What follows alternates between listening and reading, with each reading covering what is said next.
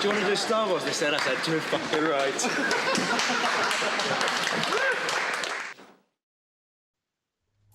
Ladies and gentlemen, welcome back to another episode of OAF Discussions.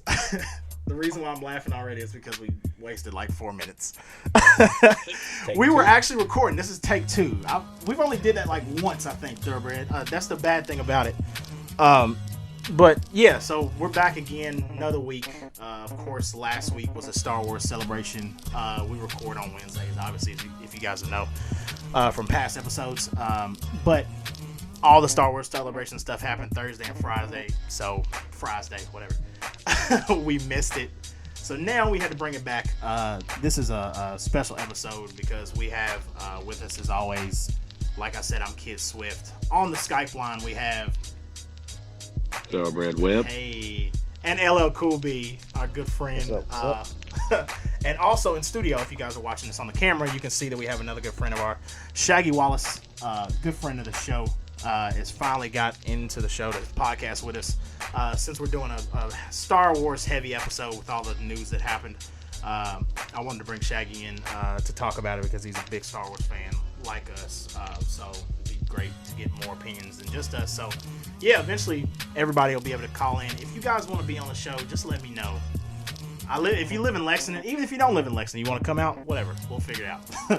But yeah, so we're going to start off with the Batman vs. Superman trailer, kind of work our way through that, and then we're going to talk about Star Wars because it's so much to unpack. So yeah, like we said, Batman vs. Superman trailer came out.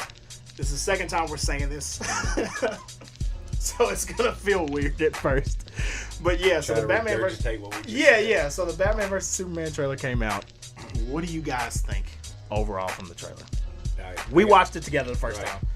So we watched it on the bootleg, dubbed over in the Spanish subtitles that somebody recorded. I forgot about the Spanish inside somewhere. I forgot about that part. We have sources, man. We know things. Right? Yeah.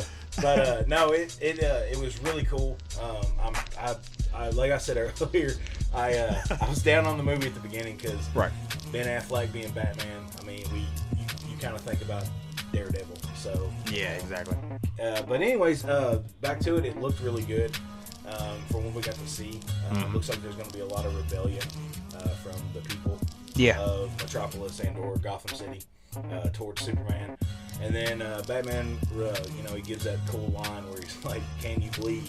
Well, you're going to." Yeah. Basically, I'm going to kick your ass. I don't care how super powerful you are. Now that was a big thing. Like I said, that sold me on it when I first saw that, because that was like, that was ridiculous. That was crazy. That was awesome. Because that's like a big part of the power struggle, obviously in the comics. Was that line was actually used, I think, verbatim in the comics almost, or something around those lines. But yeah, that was, for me at least, that turned around my whole opinion on the whole Ben Affleck thing. I'm still kind of like hesitant because I want to see how the rest of it's going to pan out, because there's a lot of more stuff that has to come together. But from that trailer, it seems like they're on the right track, which is a good sign. You're hopeful. You're like, all right, well, it's in the right direction. Right, exactly, yeah. But Thoroughbred and LL, what did you guys think about it when you saw that trailer? Let's see. Well, I am waiting for the 2016 to roll around. Hurry up and get over here. Right. So it's kind of funny because this week and last week, not only did Ben Affleck and Daredevil have kind of redeemed themselves off of all the hate that both of them got for the 2000 whatever year movie. Right. Yeah. So yeah, the show blew the movie out the water. Right. And that's me saying it as a guy that actually liked the movie, especially the director's cut. Right. More on that later. And Ben Affleck has kind of shown that he actually can, in fact, rock a costume as a superhero. Right. And he looked very convincing as not only Bruce Wayne, but also just walking around looking like a human tank in the new bat suit. Right. So, yeah. So that's the thing with teaser trailers. They can only show you so much. Right. Just to sit there and get your attention. Even though, hell, with a name like Batman v Superman, Dawn of Justice, you already kind of know what you're getting yourself into, and hell, tickets are already going to sell off of that. Right. So I'm ready for it to get over with. Right. Definitely. Yeah, it's very true. Yeah, I completely understand that, and that was a big thing. Like, just with the teaser trailer in general. Like, I'm the kind of person that's fine with it. Just like people will say all the time. I hear like, okay, it was just a teaser trailer that didn't show me that much. When are we gonna get to see like a full trailer? Honestly, nowadays, as much shit as they give away in the trailers, I would rather just deal with teaser trailers. Like a couple of 2 or 3 teaser trailers, and then just let the movie come out. Because you don't want to. Jurassic World, for example. Hell, I think I've seen the entire movie thanks to the second trailer that's come out. Which one? The second Jurassic trailer. Oh, okay. Exactly. Yeah, really, exactly. Like yeah. Thoroughbred said, I mean, those trailers give away too much sometimes. Right. By the time you get to the movie, you've either seen the really cool bits or the good jokes, and then the rest of the movie. Exactly. Like, Yeah, the new Terminator, matter of fact. Yeah, they gave away the plot twist in the middle of the trailer. So I mean, right. It's like what are you giving me? What point are you giving me to actually go and be excited to stand in line and go see this movie if you're going to give me everything beforehand? Like, that doesn't make sense. Yeah, she cuts out her tracking. I mean, that's a pivotal point I would think of right, in a movie. Exactly, yeah. That's when the audience goes, oh, shit. Yeah, like, she had a tracking device. Right, yeah, exactly. What did you think, LL, about the Batman vs. Superman trailer, though? So, I was, like, sort of excited. I was more skeptical. Seeing how they were going to put it all together. Right. But just hearing, like, the first time I watched it, I actually just listened to it. Mm-hmm. Like, I actually didn't actually see any of, like, I wasn't looking at my phone on the screen. Right. So when I heard, like, the audio cues where they're, like, sitting there, like, I guess world powers are just, like, the news or media is talking about, like, human history has, always went wrong by believing in higher powers or people of power. And then, they're like, is he a savior or something? And, like, in the background, like, something dubbed over is, like, alien. And, right, yeah. like, I like that kind of, like, I'm more excited for the movie just listening to the audio cues. Like, I want to see, like, are they going to make Superman into, like, sort of kind of a villain for a little bit? Mm-hmm. Or is it just, like, is that just a scene where everybody's scared? And, running around like chickens with their head chopped off. Right. But then, when it got to the end, Batman saying his line, I was wondering first, was that actually his voice or somebody else's voice who says the line? I like that, because you don't actually see him physically say it. Right. Yeah. He could say, that could be dubbed from some other point in time in the movie. Right, yeah. It didn't sound like Eisenberg, so I doubt if it was Lex, because that would be the only other person I think that would make sense from them saying that. Somebody feeling the idea could be another villain. I forgot the villain's name now, so it doesn't help the situation. Brainiac. Oh, not Doomsday. Not Black Adam or one of those. Are you talking about? I'm not even gonna mess up, so I'm just gonna. It's the Rock. It's the Rock is Black Adam. Already in the movie. Wow, that was just Jesus Christ! Like, oh my! Right in. Right, yeah. Screw it. We're going head first. It's Martian Manhunter. Like, what the fuck is going on? Like, Jesus, man. We haven't got a chance to take this in. They just formed the Justice League. It really was the Justice League movie. Right, yeah. It's like, now y'all's hating on us changing the name. How about that? You got your Justice League movie. We see last minute they changed the date of the Justice League movie to like that date, and we're like, get the fuck out of here. Like, really? That would be a good twist. I like that. But yeah, I mean, that could be a good theory. Like, but the only person, I mean, obviously those are like way out there. Yeah, that's out there. But yeah, I like the fact of maybe it was possibly Lex, which could be cool. But yeah, I mean, because you couldn't tell. That was the biggest thing where I was trying to listen to how he was gonna do his Batman voice. That was a big thing I was trying to pay attention to. Yeah, was he gonna go all Christian Bale, or was he, or Michael Keaton, or even Clooney, where it's just kind of like a regular dude, just smooth. The Batsuit had nipples. Yeah, Clooney, you lost off that alone. Oh my god. No, but yeah, that's the funny thing about it. But I think it definitely across the board raised people's expectations a little bit more. Probably took a little bit of the heat off of Affleck. Just finally seeing him in the suit, in just like his regular, I guess you could say, in character. Actually seeing him in that environment, I think helped significantly. I would say it's a lot more people that are now like optimistic and hopeful now than they were like, no, there's no way in hell you can have Affleck playing Batman. That kind of initial reaction is kind of like probably faded just a little bit. I'd say you're probably right there. Yeah. Plus, like what we talked about the other day, the way that the clips show is Batman and Superman are not on terms yet. You know? Right, exactly. We know in the end what's going to happen. Like they're going to form the Justice League, but at what point is there that common enemy? Whether it be Lex Luthor or Black Adam or whoever that comes out and then they fight, and then they're like, all right, we're going to work together. So but it's cool that right now the movie looks like they're just going to fight, and you know Batman's going to try to stop him basically because he doesn't believe that he's a savior. He believes, the way I read it is, he thinks that Superman is there to take over. Like, he saved the world from the invasion, but you know now that he's the supreme being, what's to stop him? Right, he's in power now, so it's like, what's going to get in his way? Like, he's getting if too you're powerful. A fan of Injustice, well, that's a different storyline altogether. Right, absolutely. Oh, then that would be tight. That would be an awesome one. Man. Just go the whole Injustice, right? Yeah. Jesus, man. God, that'd be insane. But yes, I think collectively we're hopefully optimistic in that state right now, but we'll see what happens. We're still kind of far out, so we'll see. Hold on, before you switch, with that Injustice idea, like, what if they started off the movie with, you know what I'm saying, Superman losing like something important and then becoming like pretty much a villain for a little bit? That'd be a good way to introduce Jared Leto's Joker before Suicide Oh my God! Woo, man, that would be. I already bought 2 tickets. Right? Yeah, automatically. His phone just went off. His phone just went off. Take my money. Right? Yeah. Just start throwing it at your computer.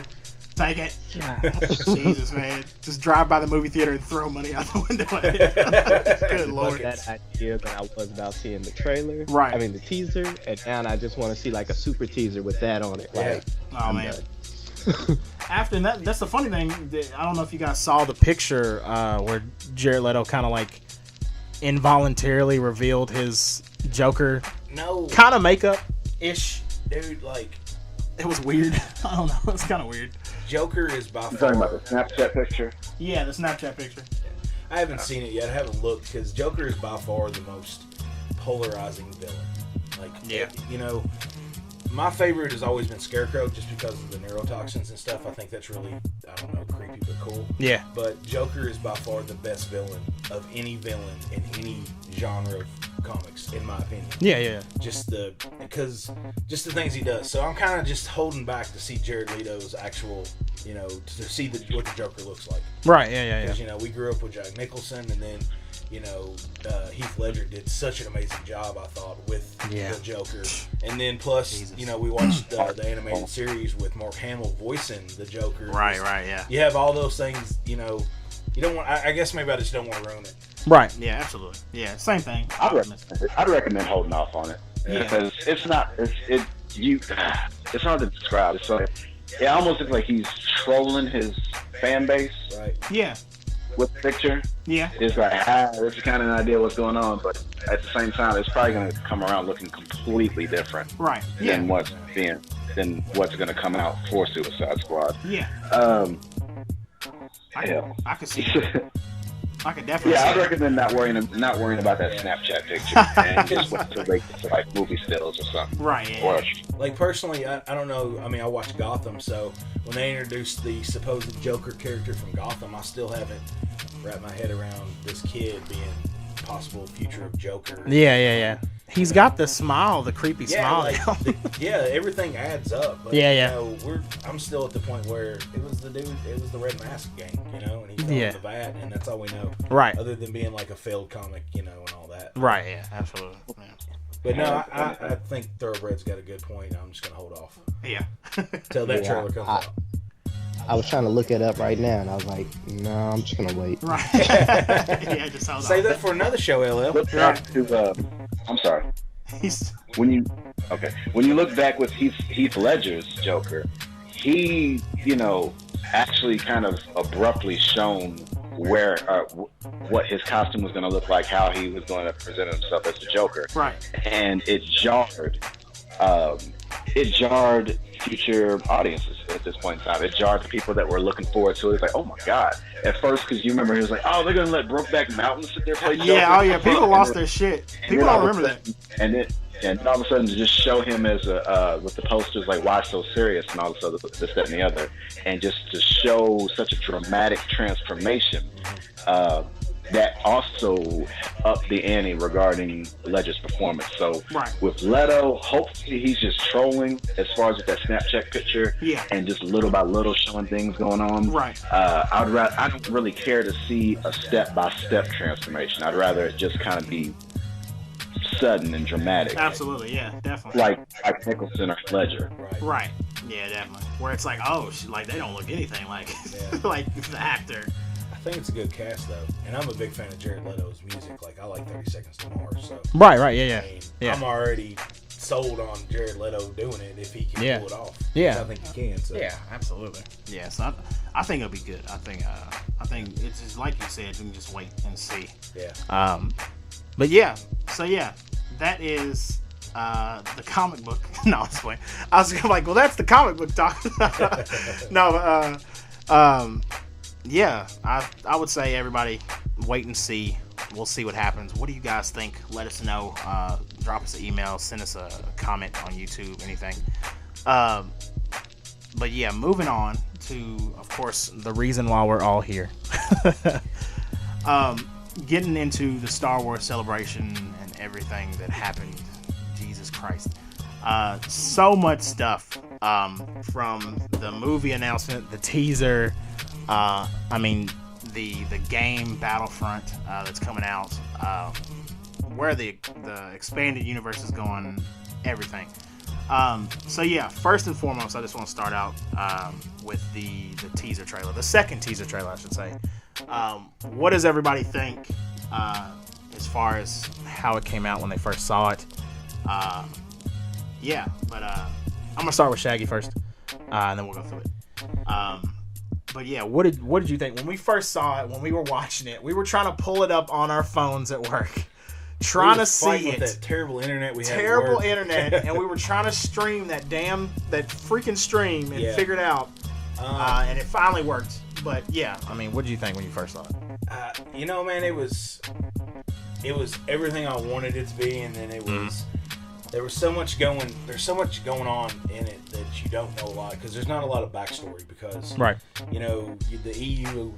EU only extends so far, where the rest of us who, like myself, who own every damn book that's ever been published by Star Wars, I don't have you just don't have that backstory. But I was happy to see it, the whole spiel that, and I'm going to tell you, Nevin, you're wrong. That was Luke Skywalker talking. Yeah, definitely. But he's sitting there giving that same line that he gives to Leia in Return of the Jedi. Right. And then he hands the lightsaber off to what we assume is a female character. We think is going to be... Is Ren. Ray, I'm sorry. Ray. Yeah. Which we assume is Han and Leia's child. But a friend of mine asked me the other day, he said, is that Luke's daughter? And I was like, well, they never say yes or no, so I guess that's, and if that's the case, then the entire nerd population is going to boycott and riot because Mira Jade's not involved. So, like Jesus Christ. But no, I was happy with what went down. I thought the graphics are awesome. The X-wings look good. The stormtroopers' uniforms all the way down to the weapons and everything just looks cool. Kylo Ren, even though he looks a lot like Revan to me, that whole thing, that it was. Let's just dive in and let these guys talk. I'll nerd out again here in a minute. What'd you guys think as far as that teaser trailer when you first saw it? What did you guys think of it compared to the first trailer? Whatever. A lot of nostalgia kicked in. I'll say that much. Because I remember watching the original episode 4, 5, and 6 now. Right. When I was a wee one, yeah. When I was a little Ewok. So, as far as seeing old characters and hearing old characters appear, that kind of brought that nostalgia back as far as what that goes.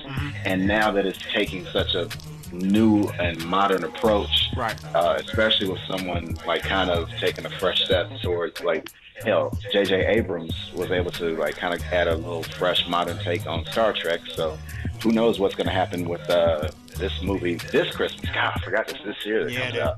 Yeah, man. And the one thing, well, before I'm done, the one thing I gotta ask: if Han is aged as much as he has, why isn't Chewie's fur like gray or graying or something like that?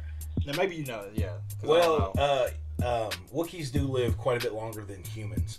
So even though, Chewie is in his, like, I don't know, maybe he's closer to 100 when they first meet. Now, granted, that was, we'll go with the timeline and say it's been 30 years since Jedi. Right. So that's only 30 years. 30 years in human life versus 30 years in Wookiee life is completely different. So him aging is not going to be as significant for a Wookiee versus a human. So that's kind of where that is. I could look it up for you, Thoroughbred, but I don't remember exactly what age Chewie was when the first one, when 4, 5, and 6 were going on. But he is aged, but not as significantly as Han. Right. Gotcha. Okay. Fair enough for me. That works. Yeah, that makes sense. I'll take that. Now, what did you think, LL, about the trailer when you saw it? The moment I seen the mask like appear out the black, the Vader's mask. Yeah, Vader's mask. I was pretty much freaked out. I was like, yeah.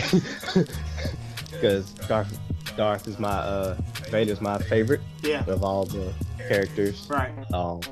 Like besides the ones I try to read up on and kind of learn, but I haven't read I haven't read too much of the actual comics themselves to justify like picking them. Right. But I'm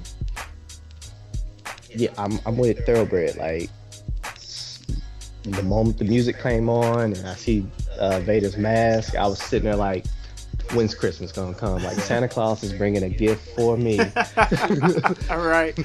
That I can't wait for. But everything looks pretty cool. Like I'm looking forward to seeing what they do with it next. They said they were using like real effects in the movie, like not so much CGI. Yeah. I think it's gonna pay off in a big way, like just kind of that realism. Absolutely. But I'm curious to see what these characters become. Like who's gonna be who's kid, what other lightsabers there are.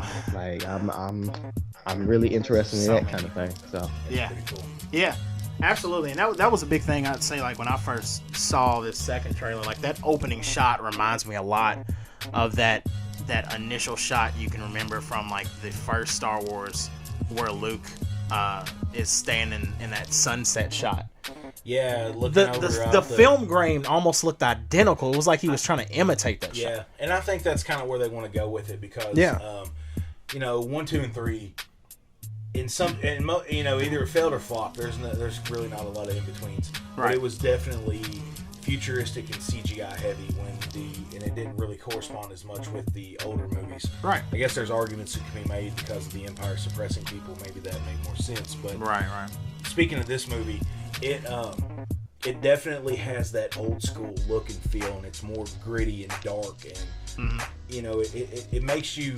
It definitely doesn't give you like you don't get a sense of, oh my God, this is so bright and so happy. It's not, because obviously there's unrest in the galaxy. We don't know to what extent. Right. At the same time, it has the look that I think Star Wars fans are accustomed to. Right. And really, really like. Can I chime? Yeah, what was you gonna say? Didn't they say they were using the original cameras from the first movie, like to actually shoot with again? Like he actually found like some of the original cameras, so it kind of gives it that same gritty feel. Now I don't know. I didn't hear that exactly. Oh, I thought I heard that like a long time ago. Now, that I he wouldn't be actually was using some of the original cameras to shoot some of the scenes. Now, like what I could see him doing if he wasn't, if now they could easily use the same cameras, because I mean I think they shot that on. They didn't shoot it on 16 millimeter. They shot it on like regular film stock, so they could easily shoot it on the same film stock and get that effect initially. Or what Abrams might have did, just in case, just for the sake of being able to throw in some visual effects stuff, like the giant Star Destroyer crashed in the background and stuff, easier to like from a film side, as far as like where I'm coming from, obviously. He might have used some of the same lenses that they used on the first one on newer cameras, because I do that same shit myself, and it does help capture that initial tone that it used to have, which is probably that I wouldn't be surprised at all from the way it looks. I know that was one of the first things I said to you, was it looks it looks so good, and you obviously see some of Abrams' key shots and stuff in the teaser trailer already. We haven't seen any light flashes though, which is a good thing for me. Yeah, no lens flares from from yet. But we'll see how many we know get. they're coming. We know they're coming. Yeah, oh god, we know they're coming. But one of the big things that I wish, one of the first questions I had initially for you guys, and I was thinking about this throughout the week before we got to today, and I had it for Ashley too. Shout out to Ash. She was gonna be on here tonight, but she wasn't able to. Had to attend to some stuff. But one of the kind of overarching, I guess you could say, complaints sometimes you heard was there's not that many female characters within the Star Wars universe, as far as not in the EU obviously is very well developed. There's a lot of female characters, but as far as in the films, there's not really significant focuses on the female characters, besides obviously you had Leia, but Leia was always getting either captured and shit like that. Right. So one of the questions I was gonna have for Ashley was how do you feel, and how do you guys feel about, obviously now it looks like the lead character this time around, I kind of started naming off the different stuff that kind of Rey is going to be the main character. BB-8 is her R2. Jakku is her Tatooine. She's getting her own push. How do you feel about that? We have to talk about Jakku versus Oh, yeah. But, oh, my God. I guess I understand it, but at the same time, maybe just because they're not as visible, but the leader of the rebellion is Mon Mothma, who is a woman. I mean, she's the overall leader. Yeah. So when it's been like that since the Clone Wars, since after the Clone Wars and after Order 66, right? She emerged behind Bail Organa and a couple other senators and whatnot. Right. So, and then Leia's always been a pivotal part. Maybe she wasn't. I mean, she wasn't the main character. Luke was, obviously. Right. Yeah. She played a big role, but yeah. I mean, I'm cool with Daisy Ridder's character being the lead, as long as she holds up her end of the bargain of being a Jedi. If she's so to be a Jedi, yeah. I mean, I don't really care. And with the EU, granted, we have Mara Jade and a couple other female characters, but Saj Ventress. And we hopefully will get either through Rebels or something. We'll have either Ahsoka or Visage or whatever, or another female character that has been introduced and is actually a good character to people that watch the Clone Wars or Rebels. Right. But honestly, I don't have a problem with it. I think it's kind of cool. Yeah. Like we talked about the other day, people having a problem with the stormtroopers taking their helmets off and not looking like we had a good conversation about this. Jango Fett. So I mean, I don't understand the big deal, but I'm cool. I'm cool however it goes. You're stupid. He said, "Hi, Django." You're stupid. But we had the same conversation the other day, LL and Thoroughbred, about the Black Stormtrooper thing. And a matter of fact, you just asked me. You were like, "What is the deal with everybody getting pissed off about there being a Black Stormtrooper?" Right. And initially, I said it stems from everybody who hasn't experienced or taken in the extended universe. Thinks they just know them. They're clones. They're all supposed to look the same. But then there is some people that just don't like him because he's a black character. Then on the other side of the coin, I was going to ask, it seems like Rey and Finn, which is a Black Stormtrooper character, are two of the main characters in the storyline. And And that was another question I was gonna have, is like how you feel about, like, it's basically like it seems like these are gonna be the two, like they're going on this huge adventure, which I think is awesome. Well, I mean, just character wise, and it's 30. It's supposedly 30 years in advance. Right. So yeah. There's gonna. I mean, they brought back the originals, which is cool, except for Lando. But Right. you know, but you're gonna have to have these younger characters. So if we're gonna build a new Jedi Order around, you know, obviously Ren and then maybe Finn, you know, because to me it seems like he's force sensitive in some way. Yeah, definitely does. So you know, you're gonna have to build it with these younger characters, and I don't really. I guess I just don't understand it, because you want to take the Clone Wars, those stormtroopers from that point, they were cloned after Jango. Right. They all look like him. They were also accelerated. So at this point in time, we're 50 years down the road from when they were cloned. Right. And they have double light, like they age double, so they're all dead anyways. Right. Exactly. Yeah. So they couldn't be part of this unless they cloned more, you know. And who knows what happened to Camino after it was all said and done. Yeah. So, exactly. Yeah. That's gonna be a big thing too. But LL and Thurber, what do you guys think about that? About Rey and Finn, like being the main characters, and kind of going in, I guess you could say, a different direction than obviously the past movies. For me, new movie, you know, it's so far in advance. I'm ready to see the, you know, other people within the world take over, you know, have their chances. Like, Right. I'm ready for fresh faces, new characters, you know, more women doing stuff. I really want to see Ahsoka in there somewhere, like somehow, some way. Like, I fell in love with that character because of Clone Wars, the cartoon. Right. It's just like you said, Right. what's her name? Darth is your favorite. Like, I think Ventress is one of my favorite. Yeah. Just because her story arc was crazy. Both of them are such versatile characters. Yeah, and I would love to see them in the cinematic universe, in the actual films, because there's a lot of people that haven't experienced those characters because all they've seen is the movies. Right. And I think those characters would resonate with a shitload of people, especially the amount of people that are going to come out for this movie just because they're like, oh, new Star Wars, cool. I haven't been in the EU. I haven't experienced Clone Wars. These two characters are badass. Like, they're perfect. Like, it'd be awesome. But what was you saying? I didn't mean to cut you off. No, that was it. I'm loving the direction. Yeah. I'm looking forward to seeing what they do with it. Right. Yeah, man. But yeah, it's gonna be interesting to see just how that story pans out, like as far as across the board. Because I saw a good article that was saying, like, basically who is Kylo Ren, which obviously Kylo Ren, if you don't know, that is the main antagonist as far as what we've seen. Yeah. Now we don't know exactly who it is as far as like full backstory yet, but we know this is the main antagonist that we've seen with like the big, what is it called? What do you call it? Broadsword lightsaber. Yeah. And one of the things. So much debate over. Yeah, it was so much debate, even in that article, and like a bunch of people were saying like. They were like basically listed all the other actors that have been confirmed for the movie, but have not been revealed what the hell they're doing. Andy Serkis is in the new Star Wars, and nobody has any clue what he is.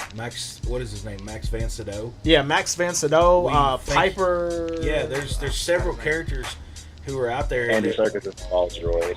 Right, he said. Oh my god, Andy Serkis is BB-8. Oh my god, that'd be hilarious. He's in typecasting. He's just small, diminutive creatures. Right, just rolling around. Oh my, dude, that would be so stupid. But yeah, there's so much that's going on out there that we don't know, and which characters are going to be what, who's playing what. Right. You know, we kind of have an understanding of what's going on, but we still don't know. Is the Galactic Empire in power or the Rebels in power? You know, what's going on? All we know is that there's a world that looks just like Tatooine that Ren's on, and that's bullshit if I've ever seen it. But that being said, and there's a Star Destroyer and an X-Wing, like crashed on the planet. Yep. We don't know from what battle. Right. Yeah. According to what we've seen from. I was gonna spin into that. Yeah. That's funny. Well, we'll get into that in a second. But so there's just so much that we don't know. It's just there's a lot of cool stuff that has been shown and said that we know a few things. That is. Right. Yeah. And that's what kind of like segues into the next part, which is, I mean, it obviously bounced back and forth. It's all one piece, I guess you could say, even more so than it's ever been.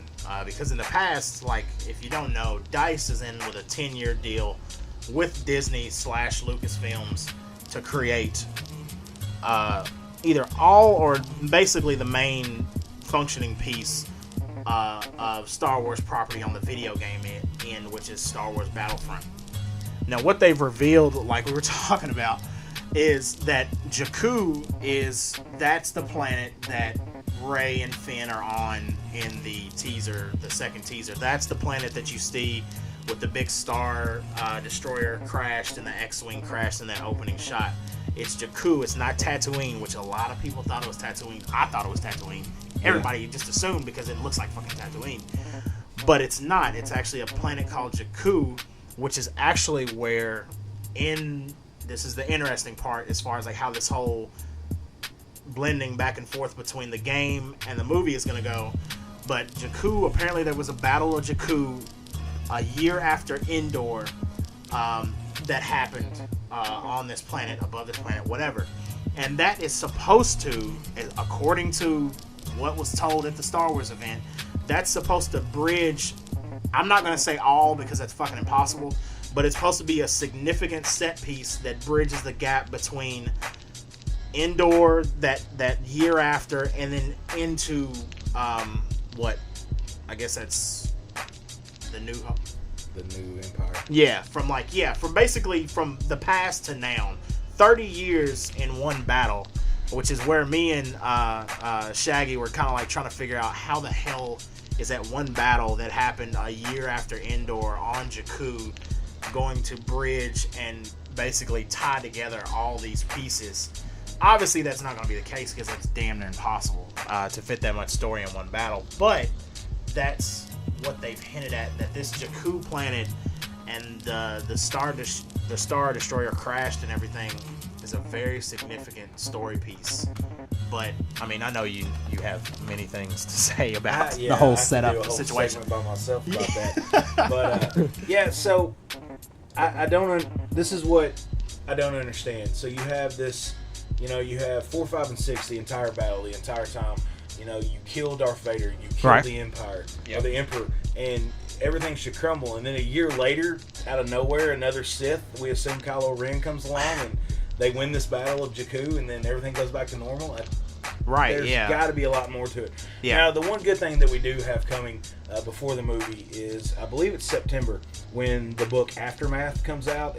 Chuck Wendig, I believe is how you say his name. Mm-hmm. He's going to write the first book that actually will start tying in what happened after Jedi and what happens to what's going to happen in The Force Awakens. Right. So we'll have some clarity, I guess. I would assume that it'll talk about what happened with the Empire, what happened with the Rebellion, and the Battle of Jakku, maybe, and we'll have at least some backstory on that. Yeah.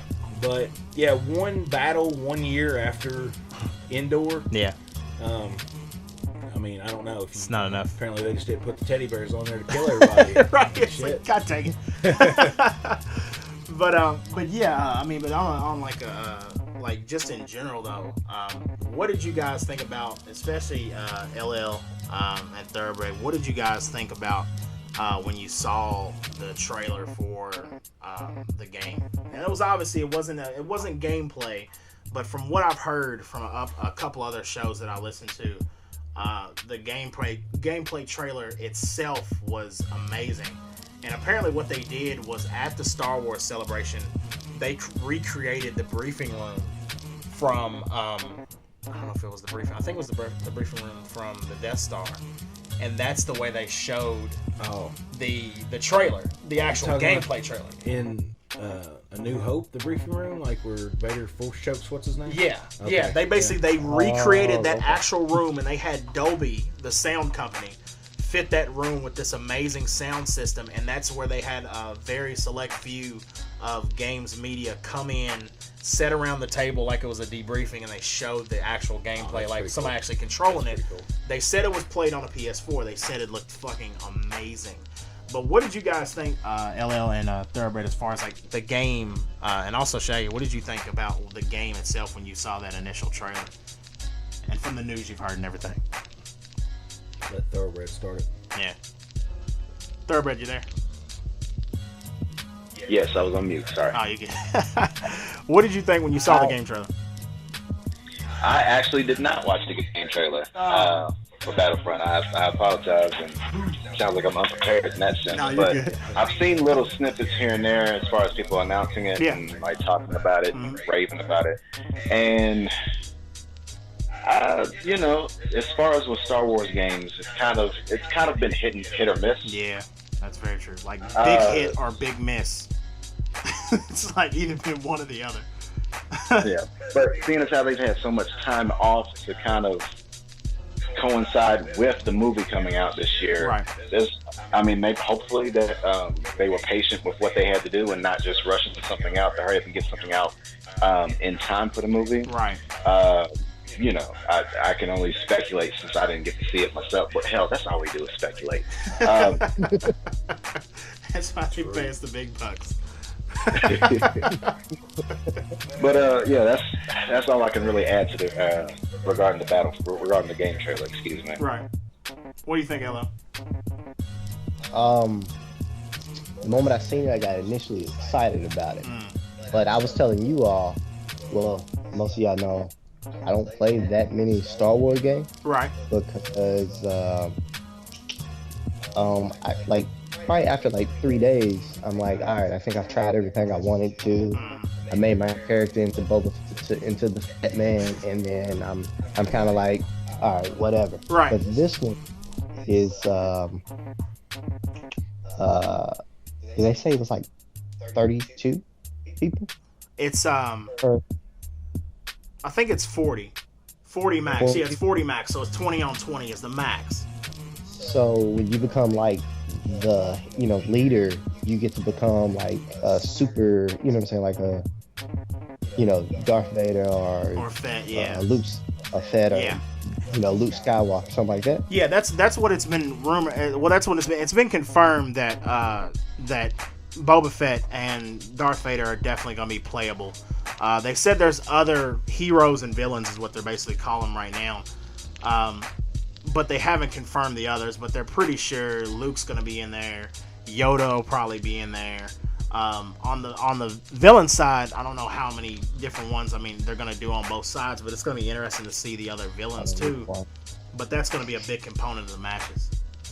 Okay, well, like seeing that, I was like, I'm actually interested in seeing how that, plays out. Like how when you're doing so well, you become, you're rewarded for your playing. Right. And now, are you, wrecking shop like on everybody?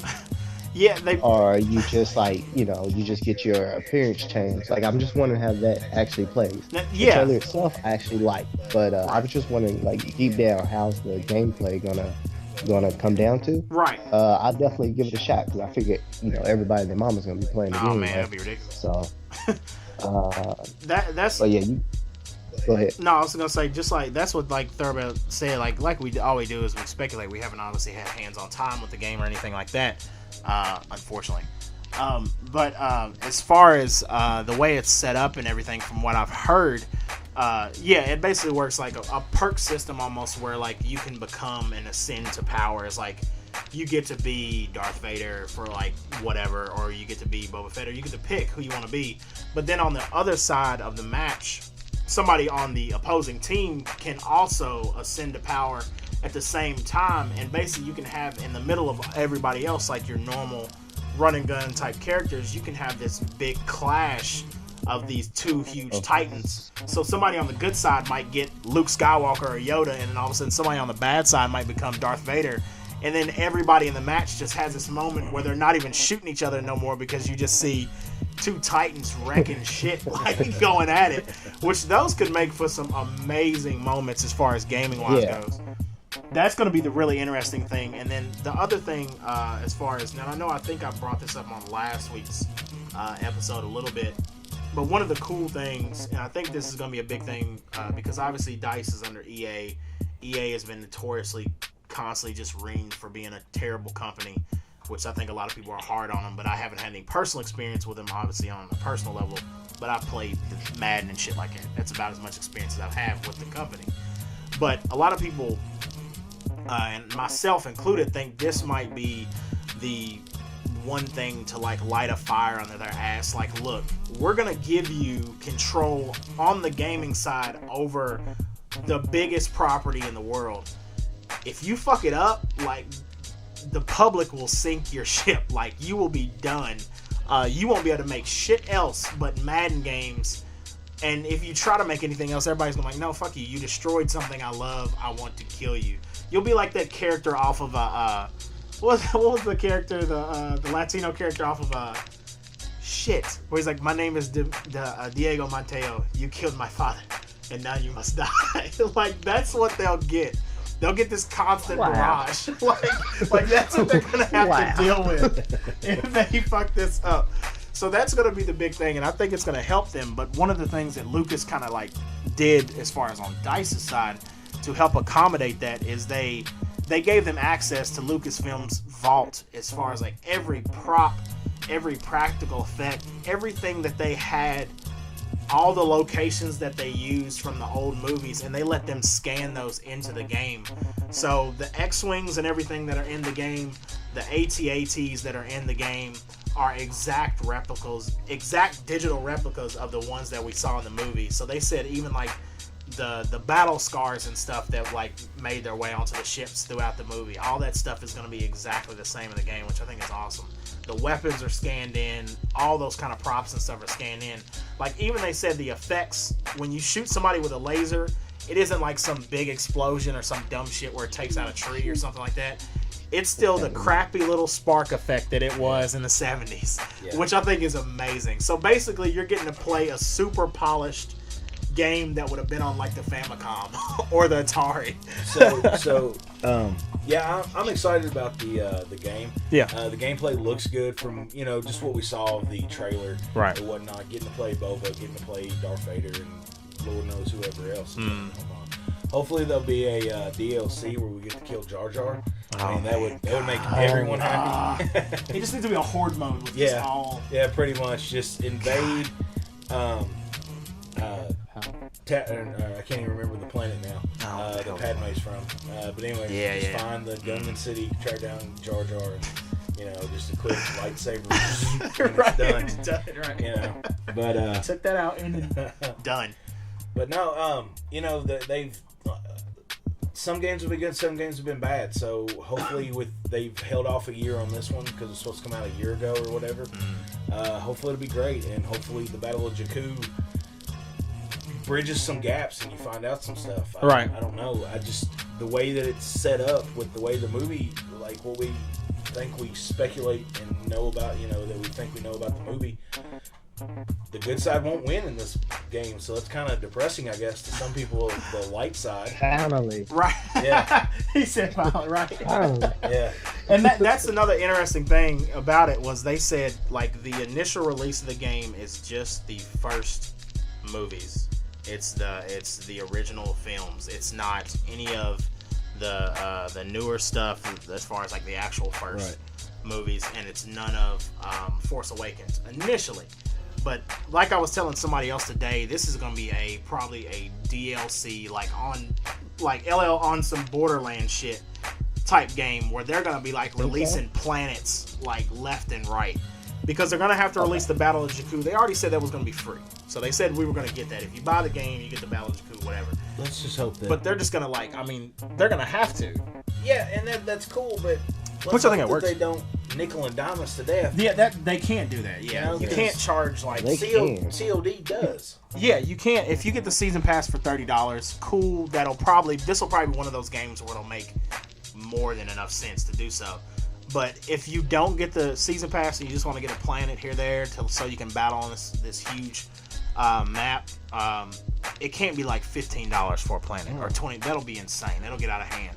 Because they're basically going to take this game, and I'm pretty sure some people had speculated that this Battlefront might become annualized. I don't see it happening because they've got so much story elements and pieces that they don't have in the initial release that they're just going to use that as DLC to make this game last for, 2 or 3 years at least until people just lose interest, which hopefully, if they can keep people coming back to it, a la something like Counter-Strike, then they can keep releasing that content and bringing out this new stuff. And like, okay, here's the Force Awakens storyline stuff. Here's that battle stuff. Like, that'll be the interesting thing. And then it'll be interesting to see, like, if you start to see, like, the uniform shift into like the new Stormtrooper uniforms and that kind of shit, because you'll have to see stuff like that happen. Right. It'll be interesting, and a lot of people are like uproar that there's no single player, there's no actual single player, but Battlefield has always been real multiplayer heavy, so I'm personally not that worried about it. It would have been nice to see something, but they just need to get those space battles in there. Yeah.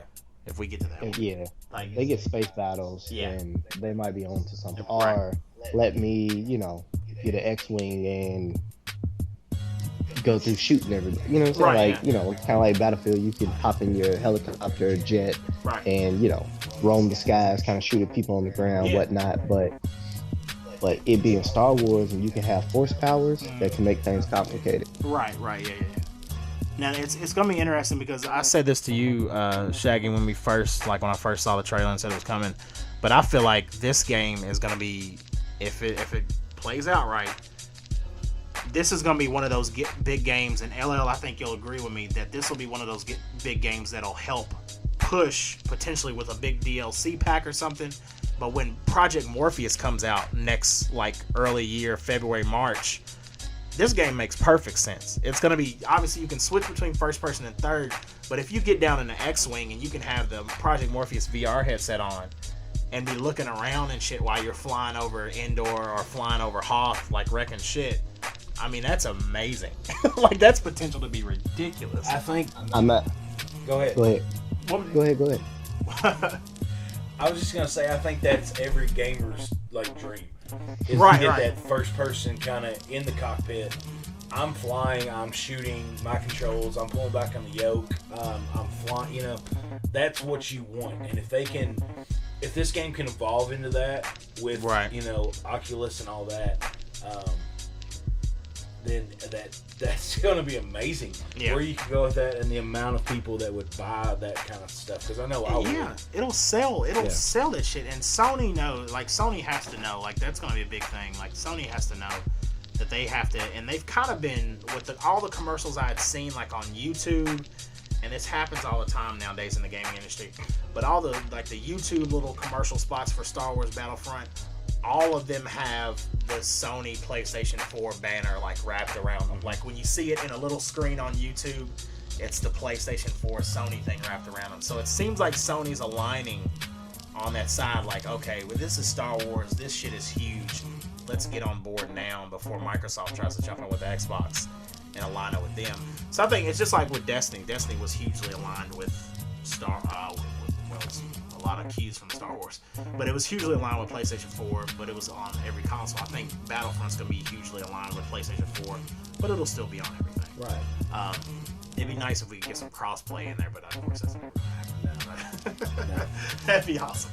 But yeah, I think it's going to be awesome. It's going to be interesting to see how a game is going to essentially pick up, not all, but some of a significant piece of the slack as far as what the EU is going to offer this time around with Disney and where Lucas is going in the direction now with the new film. So that's going to be a bigger thing, I think, is how that Battle of Jakku thing was the most, I think, out of all the announcements that were exciting and amazing and I can't wait for this, that was the announcement that was the most kind of like polarizing, like, like not really like worried, but like, how the hell are you gonna do this? Yeah, like kind of like wonder, like, right. It'll drop and it'll give people that'll be their first experience, or you watch the movie and then it drops, whenever that's gonna be. But that'll get your, because your complete segue into film 2. Right, exactly. Yeah. And then, because it's supposed to come out, if you guys don't know, November 17th, like literally a month before the game, before the movie comes out. So, yeah, it's. So who's camping out for the movie? Because there's gonna be a midnight showing. Yeah. I normally don't. I normally leave midnight showings alone because I don't like being in the theater with that many people. Like I would go like, shut up, Ella.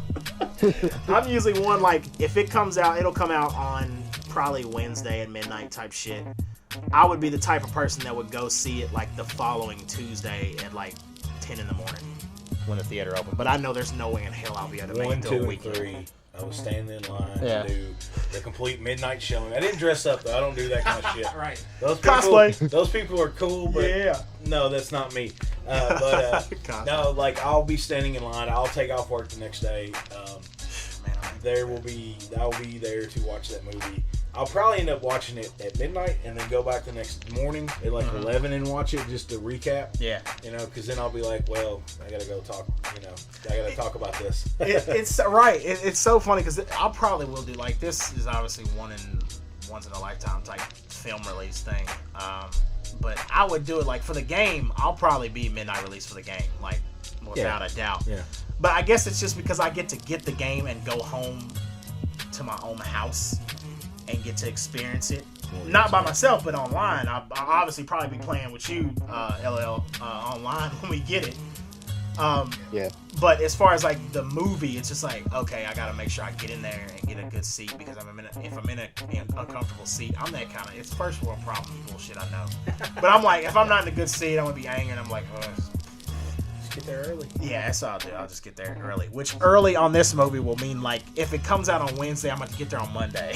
Well, like I'm gonna watch it in Richmond, which there'll be a lot of people there, but not as many as say Regal over in Hamburg. So see, I like that. Yeah. That's what I might do. I might go the fuck on somewhere. Like, yeah, I might go to Richmond. well, I'll be there, man. If you want to come stand in line, Yeah, we'll do that. Yeah. We'll take over Richmond. So just fuck everything up. not to switch tracks too much, but there was also not a trailer, but a release about Rogue One, which Yes, I was gonna bring this up. that's Like, going to be if anyone doesn't know, that's going to be a lot. They're going to do standalone movies now, Yep. and Rogue One is the first standalone movie, and they released kind of the plot. And as soon as I seen it, the first thing that came to my mind was the Bothans are going to die. Yep. Because the Rogue One is just going to be about them stealing the plans for the Death Star and taking them to the rebellion.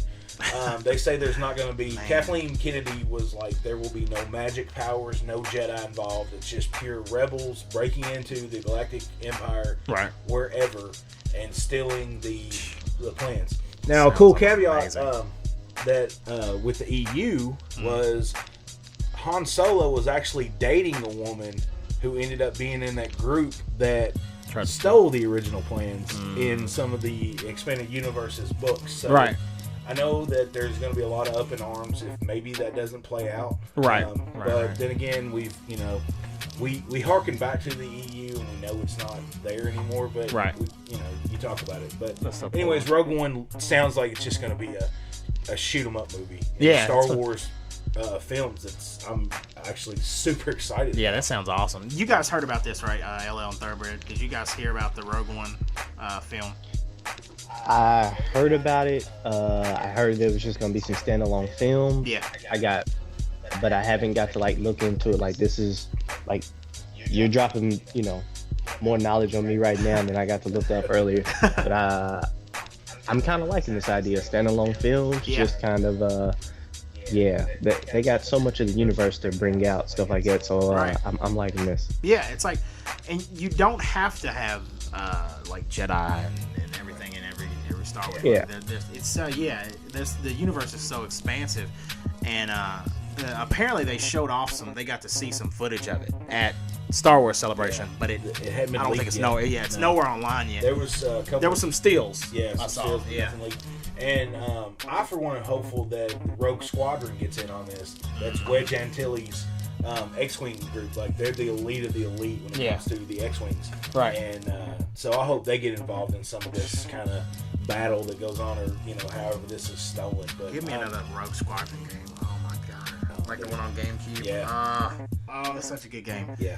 Jesus. That would be That next was one game. of those home runs that they... That was one of the last great Star Wars game. Like, if they did that again, like if we can get another Rogue Squadron and maybe another like SWTOR, another Star Wars Knights of the Old Republic. Ooh. Jesus. Yeah, you already know. That's some shit right there. But The first one was awesome. The second one with Kreia being the whole and the two other Sith, that was kind of weird. Yeah. It was different, but they were definitely good games. Yeah, much better than Force Unleashed. Right, yeah. Which, the first Force Unleashed was okay. Yeah, it was it like was- a popcorn game. Yeah, but the second one was just Other than when you got to pull the Star Destroyer down. Yeah. Like, everything was the exact same. Right. You had a couple of different force powers. Right. And now you found out you're like the 632nd clone. Right. It's like, dude, what's going on? Nice pick out of the bunch there, buddy. Yeah. Like, Jesus, man. But yeah, we'll see what happens. But yeah, the Rogue Squadron that whole thing looks awesome. I'm very excited about that. That looks very cool to just see them getting out. And maybe this is, as far as like I was thinking about it when you were saying that, it's like maybe it's not that the way they initially obviously came out and said it was like the expanded universe that you guys know and love is dead. It's basically the way it was presented to us, and everybody just collectively was like, fuck. And maybe it's like it's not as bad as we thought. It's just dead. It's not dead like just dead, but maybe they're gonna pull. I mean, they're obviously gonna pull significantly from it. And I think that's what aggravates, that side of the fans is right. They're picking and choosing. Yeah. Because when they first announced they were going to do the next three, everyone thought, here comes Thrawn, here comes Heir to the Empire, the whole Timothy Zahn trilogy, which is amazing. Right. That's what's going to show up, and everybody's going to be happy. Right. But that's obviously not what's going to happen. But they're going to pull, if it turns out that, Rey's character is Han and Leia's daughter, then that's directly, you can say it's directly from the EU, because there's Janna and Jason. Right. And there's a whole nother spinoff of that, but it's just, I guess it's aggravating to people that have been in this world and invested in it and read all these books and know so much about it, and then to kind of just be like, we don't care. Right. We're going to go a different direction. It's still exciting that we're getting new Star Wars. Yeah, absolutely. Don't get me wrong, but it's at the same time, it's aggravating as hell to, you have all this good material and none of it's canon, but some of it's going to be. That's not canon. Yeah. Yeah, it's true. Yeah. And I can only imagine, just in general, but it's interesting because I was thinking about it before. It's like, I wonder if a lot of people that invested so much time in that extended universe and the expanded universe, like yourself, did you ever think you were going to even get another Star Wars movie? I always thought that there would be something, because they've talked about live action shows, right? And then when Clone Wars came out, and then you were like, well, there's more going on. So I always figured that eventually we would get something. I didn't know what magnitude, and I know a lot of people were super pissed off when Disney got the movie. Right, yeah, absolutely. Because all they could think of is Justin Bieber being the next Jedi, and they're like, God what the fuck is this bullshit? Yeah, what is going on? But I'm actually excited because of what Disney's doing with the Avengers and the whole Marvel scene. Yeah. They throw money at people, and they're like, do it justice, which I think they're doing right now. That's very Joss Whedon is doing an amazing job with Avengers. Yeah. So I think all that's going well. But no, I did think we'd eventually get something. I just, there's so many good storylines from the EU. Like even there's Karen Traviss. She wrote this whole series about the Clone Wars, but she did it of the Gnolls, the command troopers that kind of went crazy, and they weren't so much crazy, they just weren't perfect, so they were kicked out, as it were, but they were still fighting in the Clone Wars. And they kind of make this plan with some Mandalorians how to get out and have a real life. And that's probably the best series in the entire EU, in my opinion, just from start to finish. Now, there's a lot of good books and a lot of good trilogies, but there's like 7 or 8 books. She never got to finish it because of contractual things and the things she wanted to do. That Del Rey or whoever was producing the books, or no, Del Rey, I think. It just didn't work out. But the overall series is amazing. It talks about there's a Jedi that falls in love with one of the clone troopers and is going to have a kid, and then they're going to go to Mandalorian and set up. They actually go and they set up a whole family unit there, and it's just a really, really cool.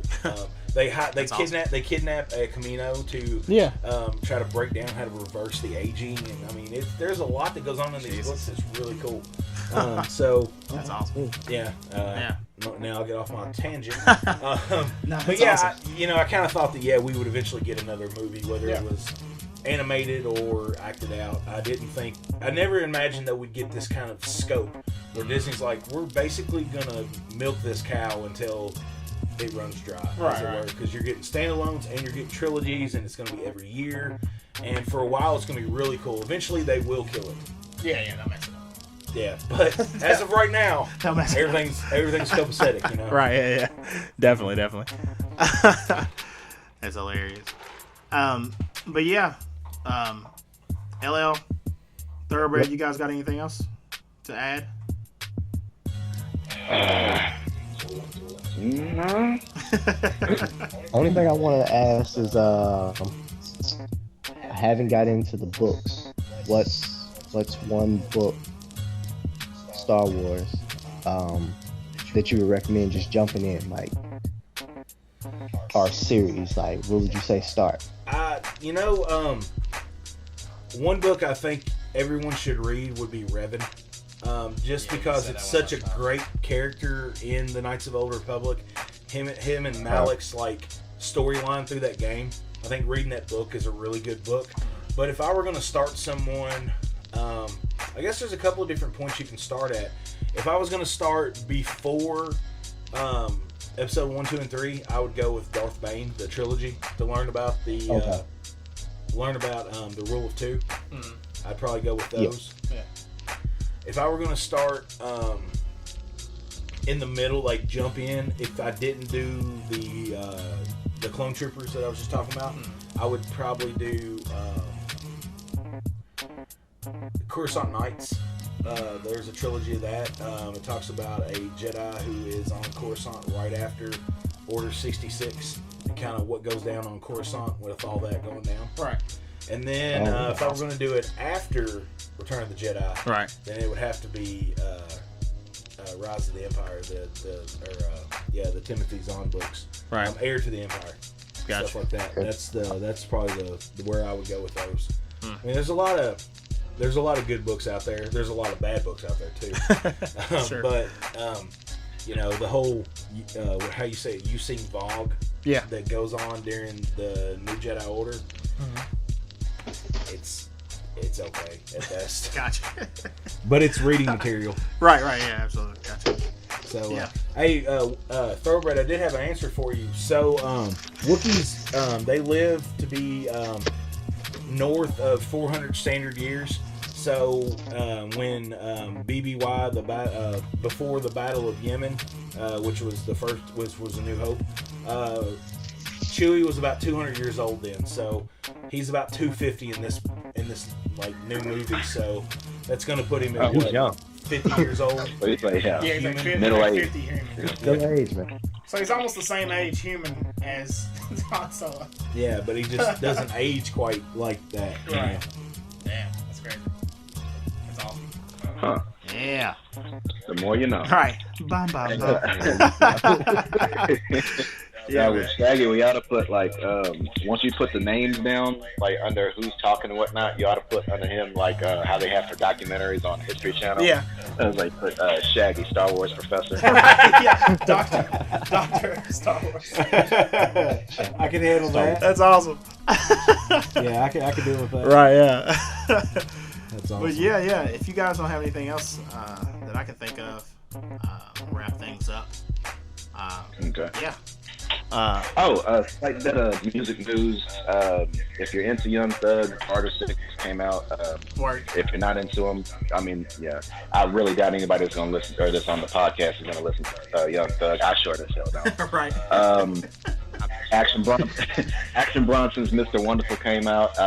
Solid album. That's the first album I actually got to listen to. Well, it's his first real big album anyway. Right. This is only a second project I've ever heard. If you're into the New York sound, I'd highly recommend that. Right. That's all I have for music. That's all I can think of for music, really. Sweet. Dig it. LL, you got anything else? No, I ain't got nothing else, man. It's been a good chat. Yeah. All right. Cool. All right. As always, guys, you can find us on youtube.com/OAF Discussions. Now I can say it because by the time you guys see this episode, it'll be up. But OAFDiscussions.com, we will be putting audio and video up from now on, separated out. Each article will be like a new episode, and you'll be able to find the audio. The audio versions, the link will be on there. The Facebook group will be up by now. Obviously, I don't know exactly what the name's going to be, but search OAF Discussions on Facebook by the time you see this. And we will be on there. You can join the Facebook group. You can start discussions. You guys can talk amongst each other. We will talk with you guys about any topics. Drop us an email if you want to send us topics that you want us to talk about. oafdiscussions@gmail.com. But yeah, as always, guys, thank you for all the support. Ashley, what's up? Hope your brother's all right. We will definitely get you on the show soon. Yeah, I have to give a shout out to my buddy Grizz. He'll be watching this, so yeah. he wanted me to shout it out. And that the book, Coruscant Nights, that's the trilogy that happens right after Order 66. So yes, delve into the EU, even though it's not. Yeah. Whatever. It's awesome. Great reading. I know LL's going to get his read on as soon as possible. I need to pick it up too. But yeah, guys, as always, thank you guys for listening. Thank you guys for checking us out. Thank you guys for watching. Subscribe. Keep it going. We'll keep recording. We'll keep talking nerd culture with you guys. As always, I'm Kid Swift. That's Thoroughbred Web on Skype. LL Cool B. And of course, beside me. 22. What'd you say? I said the whole Twitter thing, man. LL Cool B 22. Oh yeah, LL Cool B 22 on Twitter. Thoroughbred Web is Web859 on Twitter. Shaggy is, what is it, the whole thing? It's Shaggy_Wallace. It's just Shaggy Wallace on Twitter or whatever. Okay. And then Shaggy Wallace on Xbox. Okay. So definitely add him. If you got Xbox, add him, play him, whatever. But yeah, and I am KN Kid Swift on Twitter and Kid Swift88, Kid_Swift88 on PlayStation. Add us. We will always be on there. LL Cool B is Liquid Soul on PS4, just so you guys know. Liquid Soul 87. Yeah. But yeah. It is _ Shaggy_Wallace. Sweet. It helps to know these things.